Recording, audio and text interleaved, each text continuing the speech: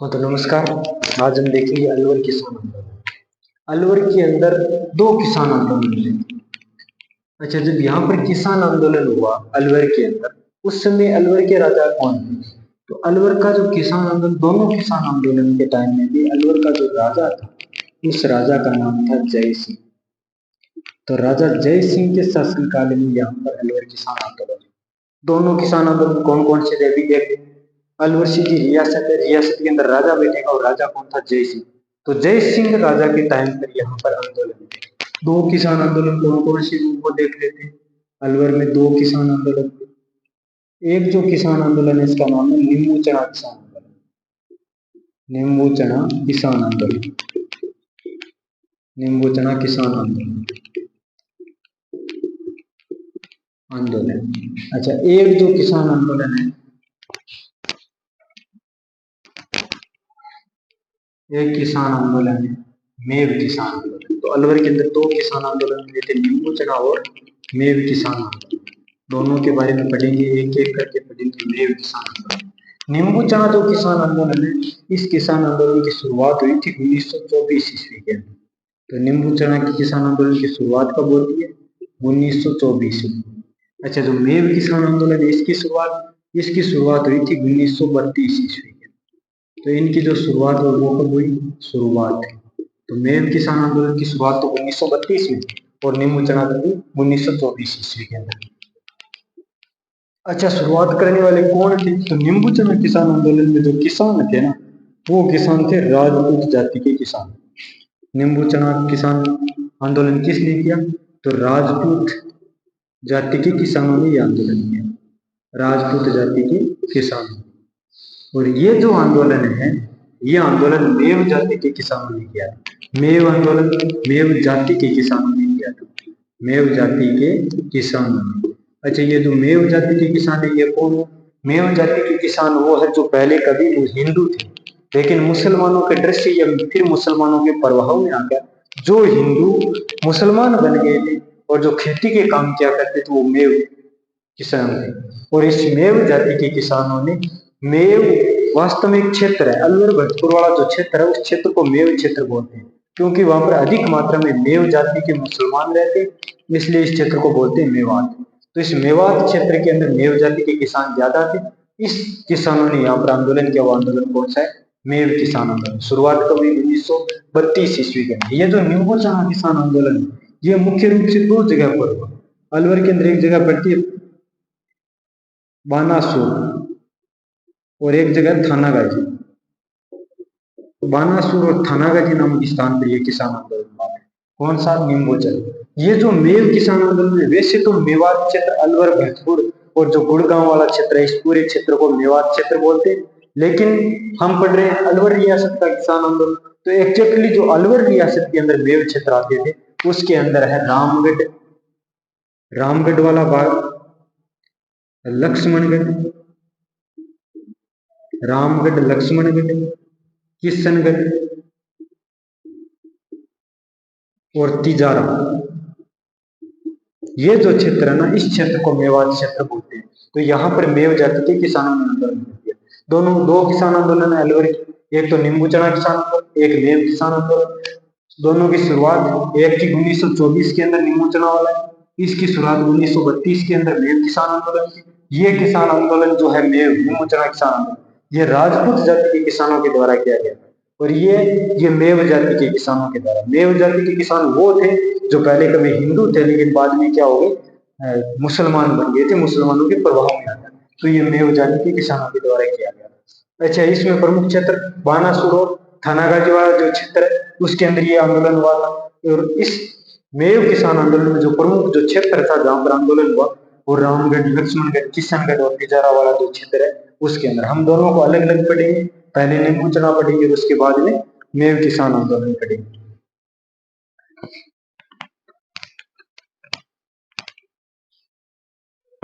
अलवर किसान आंदोलन के अंदर हम पहला किसान आंदोलन पढ़ेंगे, नींबू चढ़ा किसान आंदोलन।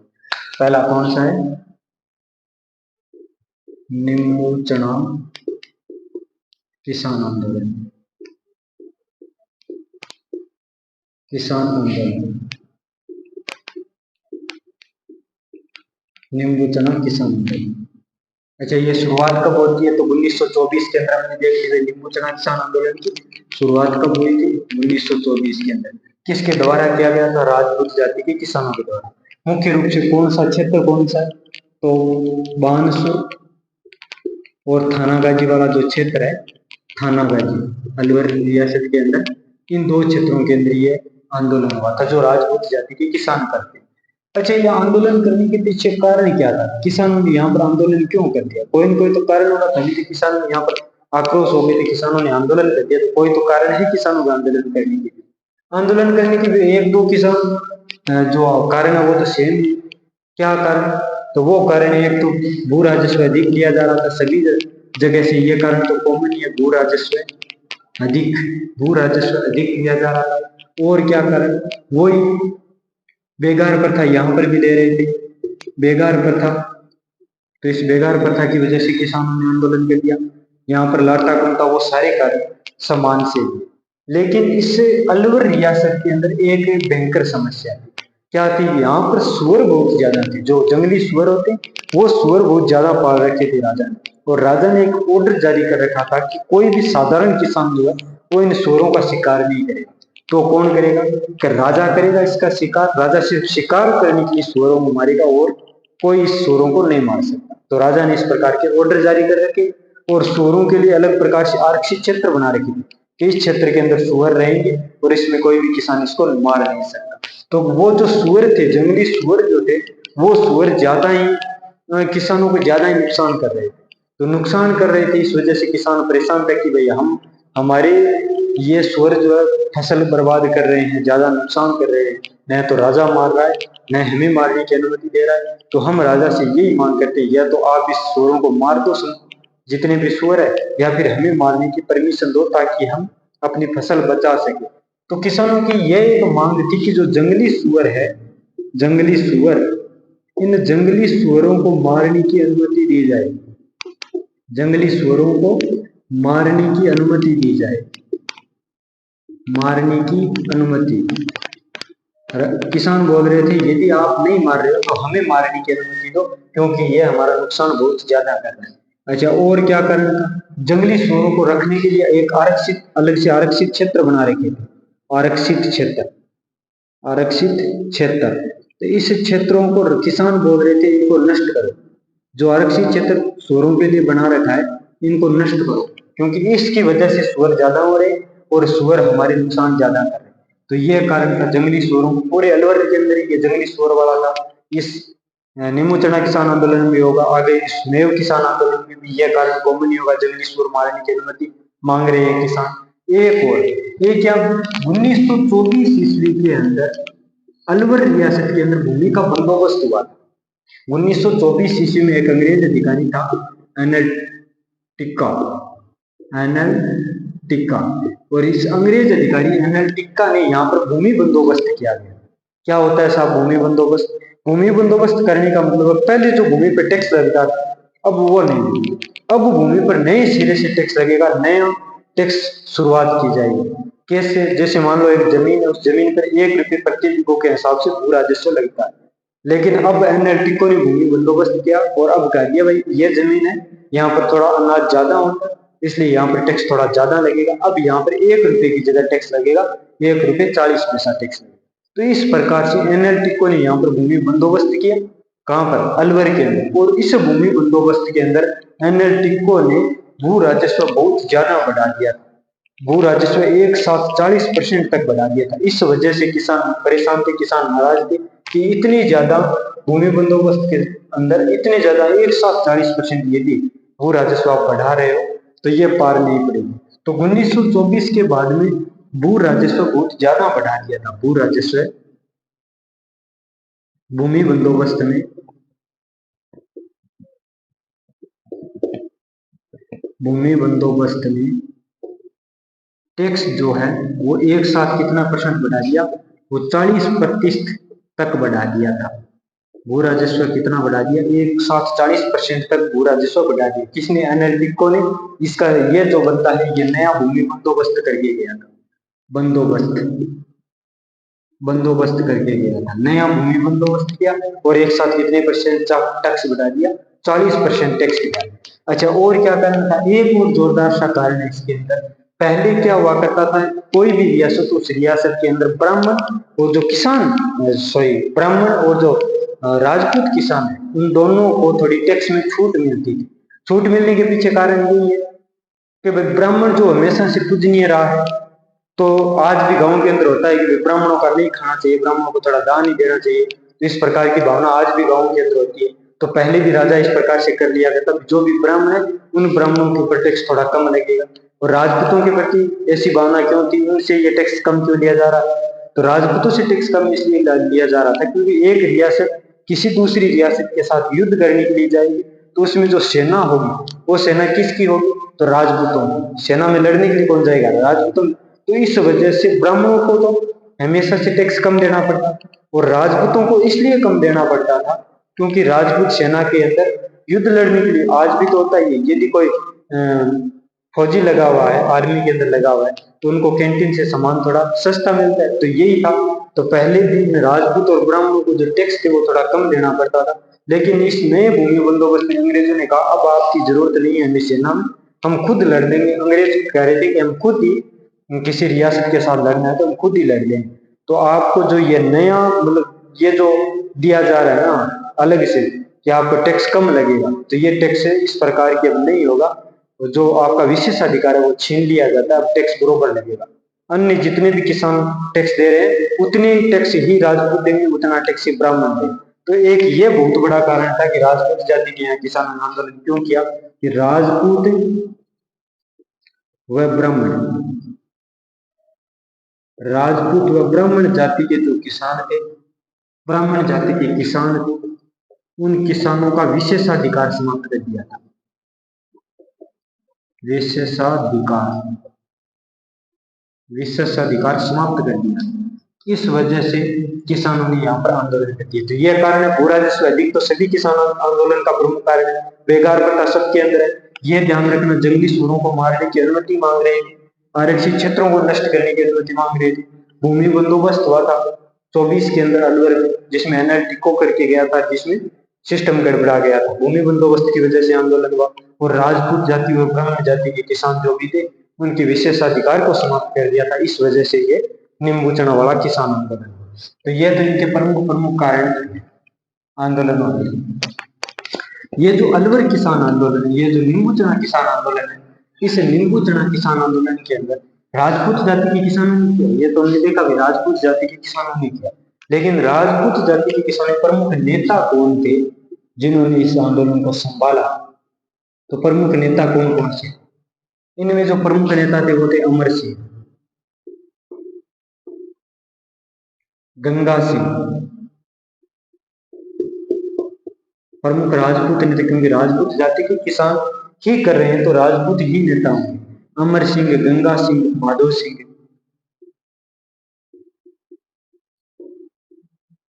अमर सिंह, गंगा सिंह, माधव सिंह, गोविंद सिंह, एक नेता थे गोविंद सिंह,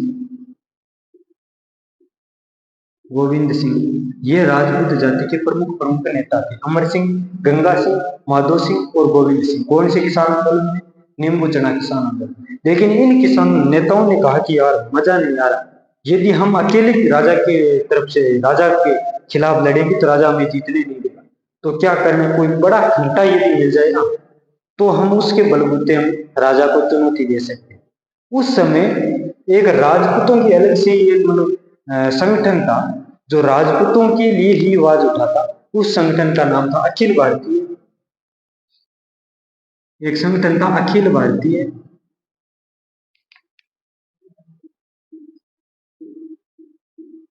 अखिल भारतीय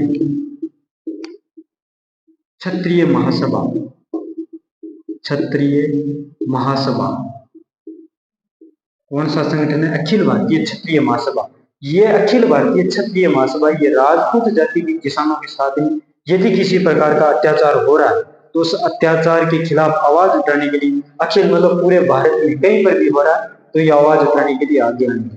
1925 ईस्वी के अंदर अखिल भारतीय क्षत्रिय महासभा वालों ने 1925 ईस्वी के अंदर दिल्ली में एक अधिवेशन बुलाया। अधिवेशन कहाँ बुलाया? दिल्ली के अंदर इनका अधिवेशन चल रहा था। इन किसानों को पता चला, इन नेताओं को पता चला कि दिल्ली के अंदर अखिल भारतीय क्षत्रिय महासभा का अधिवेशन हो रहा है। तो इन लोगों ने सोचा यदि इनका हमें सपोर्ट मिल जाए तो राजा अपने आप झुक जाएगा।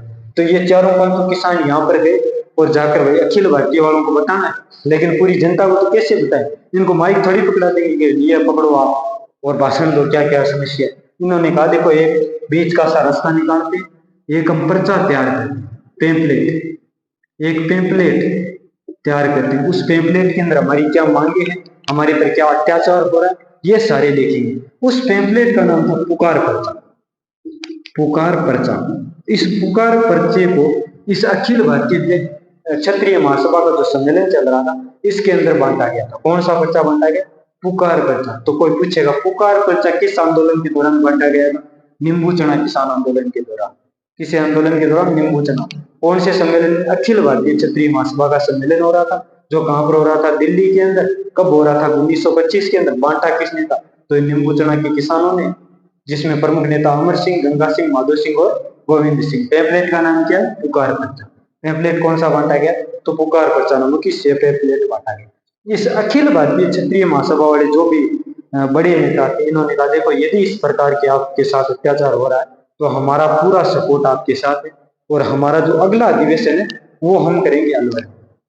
अब राजा को इस बात का पता चला। राजा कौन? तो राजा जय सिंह। अलवर का राजा कौन है? अलवर का राजा है जय सिंह। और जय सिंह ने कहा अधिवेशन तो करोगे, लेकिन अलवर के अंदर राजा जय सिंह ने 6 मई को, कब की बात है? 6 मई 1925 ईस्वी को घोषणा करवाई कि अलवर में न तो कोई किसान सम्मेलन कर सकता और न ही कोई किसान हथियार रख सकता। इन्होंने रोक लगा दी। तो सरकार ने 6 मई 1925 ईस्वी को सम्मेलन करने पर वह हथियार पर दोनों पर क्या लगा दी? रोक लगा दी। न तो आप सम्मेलन कर सकते हो, न ही हथियार रख सकते हो। तो इस प्रकार की रोक किसने लगा दी? जय सिंह ने। लेकिन किसानों ने बात नहीं मानी। किसानों ने कहा हम तो सम्मेलन करेंगे। और किसानों का जो अगला सम्मेलन है वो बुलाया गया 14 मई। 6 मई को तो इसने रोक लगाई है जय सिंह ने, और किसानों का जो अगला सम्मेलन है वो सम्मेलन कब बुला लिया किसानों ने? एक मीटिंग बुला ली 14 मई को। ये जो मीटिंग बुलाई गई थी ना, ये मीटिंग बुलाई गई थी नींबू चना के अंदर। 14 मई को मीटिंग कहां पर बुलाई? नींबू चना। और इस नींबू चना वाली मीटिंग के अंदर राजा की तरफ से पुलिस अधिकारी गया और उसने किसानों के ऊपर गोलियां चला दी। उन गोलियों की चपेट में कुछ किसान आ गए थे। इस वजह से इस नींबू चना वाली जो वह सम्मेलन हो रहा था किसानों को, इसको नींबू चना हत्याकांड के नाम से जानते हैं। हत्याकांड, क्यों बहुत ज्यादा किसान मारे गए थे, इसलिए हम इसे नींबू चना हत्याकांड के नाम से पढ़ते। ये हुआ कब था नींबू चना हत्याकांड? तो यह हुआ था 14 मई 1925 ईस्वी को। तो नींबू चना हत्याकांड किसान आंदोलन से संबंधित है। अलवर किसानों, कब हुआ था? 14 मई 1925 ईस्वी। 14 मई 1925 ईस्वी। अच्छा, किसान यहाँ पर सभा कर रहे थे, सम्मेलन कर रहे थे। इतने में राजा की तरफ से एक पुलिस अधिकारी आया। उसका नाम था छज्जू सिंह। छज्जू सिंह। कौन पुलिस अधिकारी आया? छज्जू सिंह। और इस छज्जू सिंह ने आकर किसानों को कहा कि देखो कि राजा ने लगा रखी है रोक, आप इस प्रकार का सम्मेलन नहीं कर सकते। लेकिन किसानों ने बात नहीं मानी। किसानों ने कहा हम तो आंदोलन ऐसे ही करेंगे और यहाँ पर सम्मेलन भी करेंगे, हथियार भी लेंगे, जो तेरे जी में है ना वो कर लो, हम तो यहाँ पर सम्मेलन कर रहे हैं। छज्जू सिंह को बेचारे को गुस्सा आया, यार मैं पुलिस अधिकारी हूँ, सबसे बड़ा अधिकारी, और मेरी बात ही नहीं मान रहे। तो इससे छज्जू सिंह ने अपनी जो भी सेना थी, सेना को कहा यहाँ पर गोलियां चलाओ। तो इस छज्जू सिंह के कहने पर सेना ने चला दी गोलियां, और इस गोलियों के अंदर 155 किसान शहीद हो गए। 155 किसान शहीद हो गए थे यहाँ।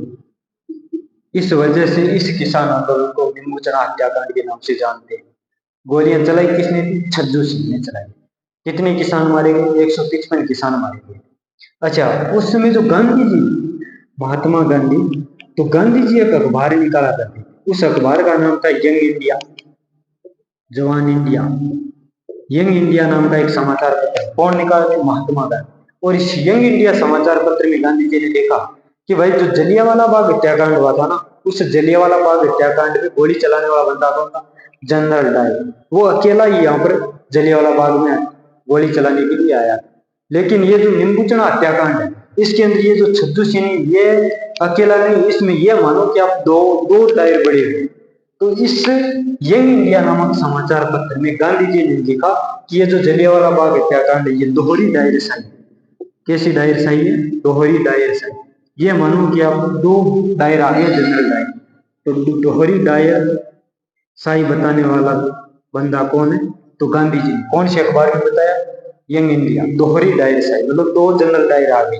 अब दोहरी डायर शाही होगी, इसका मतलब जलियांवाला बाग हत्याकांड से भयानक होगा। तो इसी अखबार के अंदर गांधी जी ने लिखा कि यह जलियांवाला बाग हत्याकांड से भयानक है। जलियांवाले बाग हत्याकांड, हत्याकांड से भयानक, भयानक। तो जलियांवाला बाग हत्याकांड से भयानक बताने वाला अखबार कौन सा? यंग इंडिया, जो कि समाचार पत्र में इसे दोहरी डायरेक्शन या फिर जलियांवाला बाग हत्याकांड से भी इसे भयानक बताया कि यह जलियांवाला बाग हत्याकांड से भयानक है। अच्छा, गांधी जी ने तो इसे अपने अखबार में ऐसे लिखा। राजस्थान के अंदर एक अखबार और निकलता था, तरुण राजस्थान। तरुण राजस्थान नाम का समाचार पत्र। और इस तरुण राजस्थान नाम के समाचार पत्र में यह घटना कब की? 14 मई 1925 ईस्वी। तो इस तरुण राजस्थान नाम के समाचार पत्र में 31 मई और 1925 ईस्वी को जो भी यह घटना हुई, जलियांवाला निम्बूचना हत्याकांड, जो भी यह घटना हुई, इस घटना का इसने सचित्र प्रकाशन किया था। सचित्र प्रकाशन, सचित्र का मतलब प्रकाशन, सचित्र का मतलब हो गया चित्र कोर के पूरा समझाया कि जनरल डायर छज्जू सिंह गोलियां चला रहा है और गोलियां चलाते हुए यहाँ पर प्रकाशन किया था तरुण राजस्थान। कब किया? 31 मई 1925 को यह घटना छपी थी। इसका सचित्र प्रकाशन किसने किया? तरुण राजस्थान नाम के समाचार पत्र। अच्छा, राजस्थान में एक बहुत बड़ा नेता था, राम नारायण चौधरी। राम नारायण, राम नारायण चौधरी। और राम नारायण चौधरी साहब ने जब यह सुना, तो इस रामनारायण चौधरी ने इस निम्बूचना को निम्बूचना हत्याकांड बताने वाला यदि सबसे पहला नेता यदि कोई है तो ये रामनारायण चौधरी। तो इसको हत्याकांड, निम्बूचना हत्याकांड को हत्याकांड कहने वाला पहला नेता कौन है? तो रामनारायण चौधरी। इसने, रामनारायण चौधरी ने सबसे पहले हत्याकांड कहा था। गांधी जी ने इसे यंग इंडिया नामक समाचार पत्र में दोहरी राय से और जलियांवाला बाग हत्याकांड से भी भयानक बताया। तो ये ध्यान रखना। अच्छा, रामनारायण चौधरी ने अपने जो भी राजस्थान शासन चलाया जाता था, रामनारायण चौधरी ने कहा कि मैं इसकी जांच करवाऊंगा, जो भी इसकी जांच करवाएंगे भाई ये हत्याकांड हुआ है। तो जो राजा जय सिंह था अलवर, उस राजा जय सिंह ने कहा यदि बाहर की एजेंसी कोई जांच करने के लिए यहाँ पर आएगी तो हमारी पूरी की पूरी पोल खुल जाएगी, किसानों के ऊपर जो अत्याचार हो रहा है वो सारा का सारा सामने आ जाएगा, पर्दाफाश हो जाएगा। इससे तो अच्छा यही है कि इस हत्याकांड की जांच हम खुद करेंगे। और राजा जय सिंह ने कहा कि देखो जो ये निम्बूचना हत्याकांड हुआ, इसकी जांच राजा खुद करेगा, सरकार करेगी, अलवर की सरकार। तो राजा ने एक जांच आयोग बनाया। जांच आयोग किसने बनाया? राजा खुद ने। राजा कौन? जय सिंह। जय सिंह ने एक यहाँ पर जांच आयोग बनाया, जांच आयोग। और इस जांच आयोग के अंदर 3 बंदों को भेजा। कौन कौन? छज्जू सिंह, रामचरण, छज्जू सिंह, रामचरण और सुल्तान सिंह।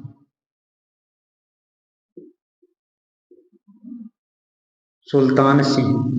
तो इन 3 बंदों को भेजा, छज्जू सिंह, रामचरण और सुल्तान सिंह को। कहां पर भेजा?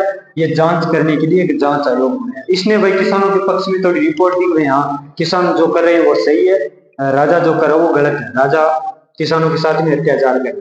तो राजा को भी समझ में आया यदि ये जांच आयोग ही सही बता रहा है तो हो सकता है हमारे भी कमी। तो राजा ने यहाँ पर 19 नवंबर 1925 ईस्वी को, नवंबर 1925 ईस्वी को किसानों की जो भी मांगे थी वो मांगे मान ली। और 1925 ईस्वी के अंदर ये आंदोलन हो गया था बंद।